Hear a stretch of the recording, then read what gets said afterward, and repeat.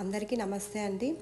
ఈరోజు ఈ వీడియోలో మనకి 2025వ సంవత్సరంలో ఫిబ్రవరి 26వ బుధవారం రోజున శివరాత్రి పండుగనైతే జరుపుకుంటాము. ఈ రోజున ఆ శివునికి ఏ విధంగా పూజించాలి, అలాగే ఉపవాసం జాగరణ ఎలా ఉండాలి అనేది ఈ వీడియోలో చెప్తానండి.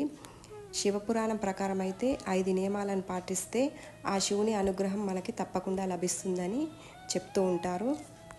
శివరాత్రి రోజున మనం పాటించవలసిన నియమాలు: జాగరణ, ఉపవాసం, శివనామ స్మరణ, అలాగే అభిషేకం, బిల్వదళాలతో అర్చన చేయడం. మనం శివరాత్రి రోజు పూజ చేయగలిగితే సంవత్సరం అంతా పూజ చేసిన ఫలితం అయితే లభిస్తుంది. ఆ రోజు ముఖ్యంగా బిల్వపత్రాలతో పూజ చేయాలి. శివరాత్రి కొరకు అన్ని ముందు రోజే సిద్ధం చేసి పెట్టుకోవాలి. శివరాత్రి రోజున నది స్నానం చేస్తే చాలా మంచిది. అలా చేయలేని వారు ఇంట్లోనే తలస్నానం చేయవచ్చు. తలకి ఎటువంటి షాంపూలు కానీ సబ్బులు కానీ పెట్టుకోకుండా చేయాలి. తర్వాత ఒక పీఠం ఏర్పాటు చేసుకొని దానిపైన 3 గుప్పెళ్ళ బియ్యం పోసి పసుపు కుంకుమ వేసుకొని శివకుటుంబం ఫోటోనైతే పెట్టుకొని పూజ చేసుకోవాలి. శివాభిషేకానికి కావలసిన పదార్థాలు అయితే ఏర్పాటు చేసుకోవాలి. పళ్ళ రసాలు అలాగే పంచామృతాలు రెడీ చేసి పెట్టుకోవాలి. శివునికి ఎంతో ఇష్టమైన తెల్లని వస్త్రాలతో ధరించి పూజ చేస్తే చాలా మంచిది. ముందుగా మనం ఏ పూజ చేయాలనుకున్నా పసుపు గణపతిని కానీ విగ్రహాన్ని కానీ పూజలో ఏర్పాటు చేసుకోవాలి. గణపతికి ధూప దీప నైవేద్యాలు సమర్పించి నమస్కారం చేసుకోవాలి. పూజ తర్వాత ఉపవాసం జాగరణ చేయాలనుకునేవారు పళ్ళు తీసుకోవచ్చు. జాగరణ చేసేవాళ్ళు మధ్యాహ్నం కూడా పడుకోకూడదు. అలాగే రోజంతా జాగరణ చేయలేని వాళ్ళు రాత్రి సమయంలో 12 గంటల వరకైనా జాగరణ చేయవచ్చు.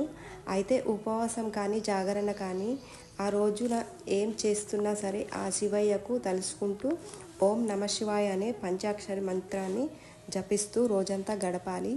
ఆ రోజు ఏం చేస్తున్నా సరే ఆ శివయ్యను స్మరిస్తూ ఉండాలి.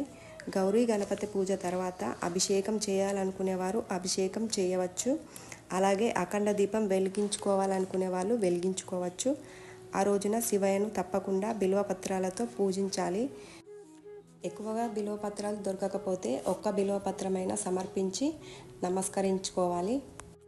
బిల్వపత్రాలతో శివయ్యను పూజించడం వల్ల సకల పాపాలు తొలగిపోతాయి, అష్టైశ్వర్యాలు ప్రాప్తిస్తాయి. ఆ బోలాశంకరుడు ఎంతో సంతోషపడి భోగభాగ్యాలను మనకు ప్రసాదిస్తాడు. శివరాత్రి రోజున అఖండ దీపం చాలా మంచిది పెట్టుకుంటే. అలా పెట్టుకోవడం వలన మన ధ్యాస అఖండ దీపం పైన ఉంటుంది. అలా అఖండ దీపం పైన ఉండటం అంటే ఆ శివయ్యకు దగ్గరగా ఉండటం అన్నమాట. మనం ఏదో ఒక పనిలో పడి ఆ శివనామాన్ని తలుచుకోవడం మర్చిపోయినా ఆ అఖండ దీపం అనేది గుర్తు చేస్తూ ఉంటుంది. అలా అఖండ దీపం పెట్టుకోవడం వల్ల మన ధ్యాస అంతా ఆ శివయ్య మీదనే ఉంటుంది. ఆ రోజు శివ పంచాక్షరి మంత్రాన్ని కానీ శివ అష్టోత్తరాన్ని చదువుకుంటూ కానీ బిల్వపత్రాలను కానీ పుష్పాలను కానీ సమర్పిస్తూ పూజ చేసుకోవాలి. మంత్రాలు ఏమి రాకపోయినా సరే ఓం నమశివాయ అంటూ పూజ చేసుకోవచ్చును. మనం ఏమి చేసినా సరే తృప్తిగా చేస్తే ఆ శివయ్య సంతోషపడతాడు. పూజలో లోటు ఉండొచ్చు కానీ భక్తిలో మాత్రం లోటు ఉండకూడదు. పూజలో ఏం చేయలేకపోయినా సరే భక్తితో మనసంతా ఆ శివయ్య దగ్గర ఉంచి ఓం నమశివాయ అని జపిస్తూ ఉండండి. ఆ రోజు ఉపవాసం చేయాలి అనుకునే వాళ్ళు పళ్ళు తీసుకోవచ్చు. ఉపవాసం చేయలేని వాళ్ళు సాత్విక ఆహారం తీసుకోవాలి. అంటే ఉల్లి వెల్లుల్లి లేకుండా ఏదైనా టిఫిన్ చేస్తూ ఉండాలి. జాగరణ చేసేవాళ్ళు మధ్యాహ్నం అసలు పడుకోకూడదు. అలాగే శివరాత్రి రోజు శివునికి శ్వేతాక్షంతలతో పూజ చేస్తే చాలా మంచిది.